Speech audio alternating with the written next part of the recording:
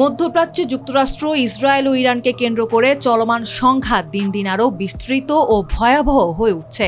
ইরানের সর্বোচ্চ ধর্মীয় নেতা আয়াতুল্লাহ আলী খামিনি নিহত হওয়ার পর পরিস্থিতি দ্রুত নিয়ন্ত্রণের বাইরে চলে যায়। এর জেরে ইরান ও ইসরায়েলের মধ্যে শুরু হয় পাল্টাপাল্টি হামলা। এখনই সহিংসতার প্রভাব ছড়িয়ে পড়েছে লেবানন, ইরাক, সিরিয়া এবং সাইপ্রাস পর্যন্ত। এতে পুরো মধ্যপ্রাচ্য জুড়ে নতুন করে উত্তেজনা ও অনিশ্চয়তা তৈরি হয়েছে। ইরানের সর্বোচ্চ ধর্মীয় নেতা আয়াতুল্লাহ আলী খামিনির হত্যার প্রতিশোধ নিতে ইসরায়েলের হাইফা শহরের একটি সামরিক ঘাঁটিতে হামলার দাবি করেছে লেবাননের সশস্ত্র গোষ্ঠী হিজবুল্লাহ। গোষ্ঠীটি এক বিবৃতিতে জানিয়েছে, লেবানন ও তার জনগণকে রক্ষা এবং ইসরায়েলি আগ্রাসনের জবাব হিসেবেই এই হামলা চালানো হয়েছে।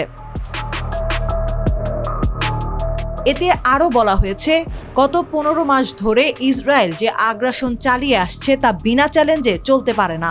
এই হামলা সে আগ্রাসন বন্ধ করতে এবং লেবাননের অধিকৃত ভূখণ্ড থেকে ইসরায়েলকে পিছু হটতে বাধ্য করার একটি সতর্কবার্তা।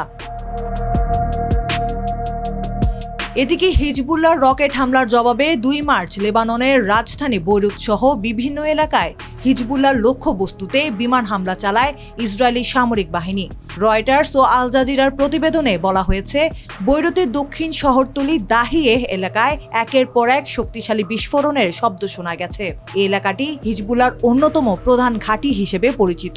হাসপাতাল সূত্রে জানা গেছে, এই হামলায় অন্তত 10 জন নিহত হয়েছেন। এই হামলার পাশাপাশি লেবাননের দক্ষিণাঞ্চলের 53টি গ্রাম ও শহরের বাসিন্দাদের ঘরবাড়ি ছেড়ে চলে যাওয়ার নির্দেশ দিয়েছে ইসরায়েলি সামরিক বাহিনী। এদিকে ইরানের রাজধানী তেহরানের কেন্দ্রস্থলে নতুন করে আরও এক দফা শক্তিশালী বিমান হামলা চালিয়েছে ইসরায়েল।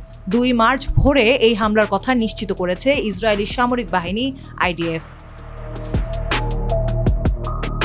এর আগে ইরানের সর্বোচ্চ ধর্মীয় নেতা আয়াতুল্লাহ আলী খামিনির মৃত্যুর প্রতিশোধ নিতে ইরান থেকে ছোড়া ক্ষেপণাস্ত্র ইসরায়েলের পশ্চিম জেরুজালেম ও বেইত শেমেশ এলাকায় আঘাত হানে। এসব হামলায় বহু মানুষ হতাহত হন এবং কয়েকজন এখনও নিখোঁজ রয়েছেন। একই সময়ে ইসরায়েলি বিমান বাহিনী ইরানের রাজধানী তেহরানে নতুন করে হামলা চালায়, যেখানে একাধিক শক্তিশালী বিস্ফোরণের খবর পাওয়া গেছে।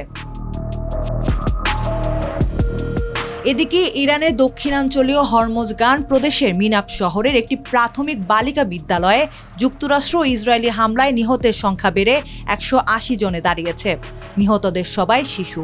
এই খবর দেশটিতে গভীর শোক ও ক্ষোভ সৃষ্টি করেছে। যুক্তরাষ্ট্রের দাবি, তারা ইরানের ইসলামী বিপ্লবী গার্ড বাহিনীর গুরুত্বপূর্ণ ঘাঁটি ধ্বংস করেছে। ইরানের বিরুদ্ধে সামরিক ব্যবস্থা নেওয়ার হুঁশিয়ারি দিয়েছে ফ্রান্স, জার্মানি ও যুক্তরাজ্য। এছাড়া জর্ডান তাদের আকাশসীমা লঙ্ঘনের ঘটনায় কড়া প্রতিবাদ জানিয়েছে। পাশাপাশি যুক্তরাষ্ট্রের ভেতরেও এই যুদ্ধ নিয়ে মতভেদ দেখা দিয়েছে।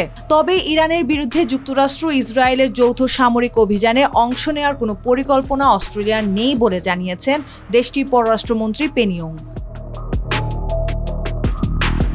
ইরানের বিরুদ্ধে চলমান সামরিক অভিযান সর্বোচ্চ 4 সপ্তাহ স্থায়ী হতে পারে বলে জানিয়েছে মার্কিন প্রেসিডেন্ট ডোনাল্ড ট্রাম্প। ব্রিটিশ সংবাদ মাধ্যম ডেইলি মেইলকে দেওয়া এক সাক্ষাৎকারে ট্রাম্প বলেন, এটি সবসময় 4 সপ্তাহের একটি প্রক্রিয়া ছিল। আমরা হিসাব করে দেখেছি, এটি 4 সপ্তাহের মতোই সময় নেবে।